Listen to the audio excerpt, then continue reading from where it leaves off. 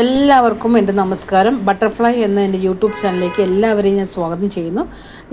ഞാനിവിടെ ഉണ്ടാക്കാൻ പോകുന്നത് സിമ്പിളായ ടേസ്റ്റിയായ പെട്ടെന്ന് ഉണ്ടാക്കാൻ പറ്റുന്ന ഒരു പുലാവാണ് ഉണ്ടാക്കാൻ പോകുന്നത്.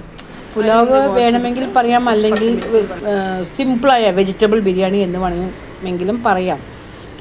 അപ്പോൾ ഞാനവിടെ അരി 2 കപ്പോളം എടുത്തു, 400 ഗ്രാമോളം ഉണ്ടാവും.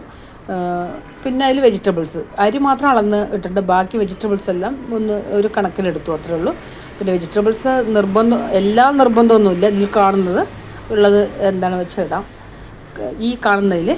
പിന്നെ അരി കഴുകി നന്നായിട്ട് വെള്ളം ഒഴിച്ച് 10 മിനിറ്റോളം വെച്ചു. അതിനുശേഷം ഉരുളക്കിഴങ്ങിൻ്റെ ഞാൻ സ്കിൻ കളയുന്നില്ല, അത് കാരണം നന്നായിട്ട് വാഷ് ചെയ്തു. പിന്നെ ഒരു ക്യാരറ്റ് എടുത്തിട്ടുണ്ട്, ഒരു ഉള്ളി, വലിയ ഉള്ളി എടുത്തിട്ടുണ്ട്, 2 ചെറിയ ഉള്ളി, പച്ചമുളക് 4 എണ്ണം, ഉരുളക്കിഴങ്ങ്, തക്കാളി, ബീൻസ്, പിന്നെന്താ ഗ്രീൻ പീസ് എടുത്തിട്ടുണ്ട്. ഇതെല്ലാം പിന്നെ സ്പൈസസ് 4 ഗ്രാമ്പു, 2 കറുവപ്പട്ട, 4 ഏലക്കായ, ഒരു ബേ ലീഫ്, ഒരു 4 സ്റ്റാർ, വലുതൊന്നുമല്ല സ്റ്റാർ, ഇതെല്ലാം എടുത്ത് വെച്ചിട്ടുണ്ട്. അതിനുശേഷം നമ്മൾ ഈ പച്ചക്കറികളും എല്ലാം കട്ട് ചെയ്ത് വെച്ചിട്ടുണ്ട്. അതിനുശേഷം നമ്മൾ എന്താ ചെയ്യാം, അടുപ്പിൽ ഗ്യാസ് കത്തിച്ചു, കുക്കർ വെച്ചു, അതിൽ എണ്ണ ഒഴിച്ചു. അതിനുശേഷം സിമ്മാക്കിയിട്ട് നമ്മൾ ഈ ബീ ലീഫും ഗ്രാമ്പും ഏലക്കായ, എന്താ പറയുക, വടി, ഇതെല്ലാം പട്ടം, ഇതെല്ലാം അതിലിട്ട് ഒന്ന് ഗ്യാസ് സിമ്മാക്കിയ ശേഷം ഒന്ന് അങ്ങോട്ടും ഇങ്ങോട്ടും ഇളക്കി കൊടുക്കണം. അതിനുശേഷം നമ്മൾ എന്താ ചെയ്യും, അതിൽ ഉള്ളി ഇടുന്ന സമയത്ത് ഫ്ലെയിം കൂട്ടി വയ്ക്കും. ഉള്ളിയിട്ട് അതുപോലെ അങ്ങോട്ട് എല്ലാം എന്തിടുമ്പോഴും ഒന്ന് ഇളക്കി കൊടുത്ത ശേഷമേ അടുത്ത് ഇടുള്ളൂ. ക്യാരറ്റ് ഇട്ടു, ഗ്രീൻ പീസ്, ഉരുളക്കിഴങ്ങ്, ഇതെല്ലാം ഇട്ട് ഒന്ന് അങ്ങോട്ടും ഇങ്ങോട്ടും ഇളക്കി കൊടുത്തു.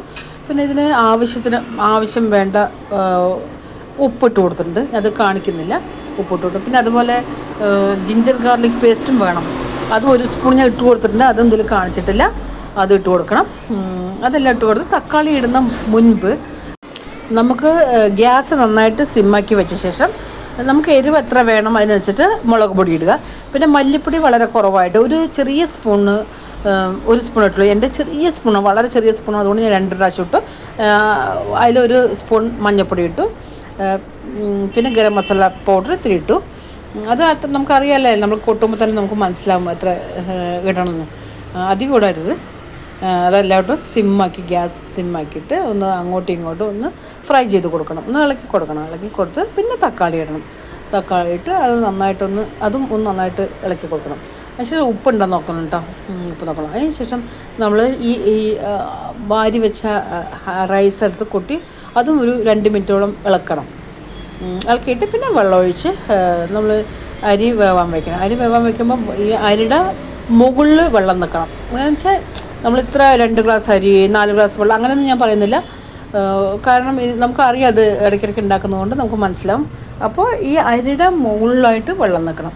അപ്പോൾ നമ്മൾ ഇളക്കി കൊടുത്ത ശേഷം അതിൽ മല്ലിത്തല കഴുകി അതിൽ കട്ട് ചെയ്തിട്ടു, 1 സ്പൂൺ ഗീ ഇട്ടു, എല്ലാം കൂടെ മിക്സാക്കി. പിന്നെ ഉപ്പ് നോക്കി, ഉപ്പ് നമുക്ക് ഉപ്പ് നോക്കുമ്പോൾ വെള്ളത്തിൽ നന്നായിട്ട് ലേശം ഉപ്പ് ഉണ്ടാവണം, എന്നാൽ മാത്രമേ അത് വെന്ത് വരുന്ന സമയത്ത് നല്ല ടേസ്റ്റ് ഉണ്ടാവുള്ളൂ.